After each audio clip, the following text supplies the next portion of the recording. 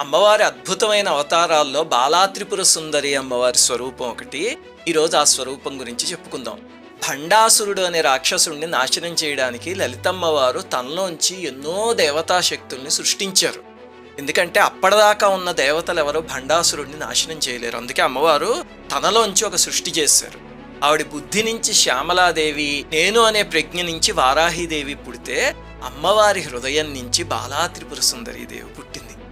భండాసురుడితో యుద్ధం చేస్తున్నప్పుడు రెండో రోజు భండాసురుడు ఏం చేశాడంటే 30 మంది కుమారుల్ని పిలిచి, ఈ విశ్వంలో మిమ్మల్ని సరితూగే వీరులు లేరు, మీరెళ్ళి ఆ క్షుద్రశక్తులైన శ్యామలాదేవిని, వారాహీదేవిని, లలితాదేవిని ఈడ్చుకురండి అని చెప్పి పంపించాడు దుర్మార్గుడు.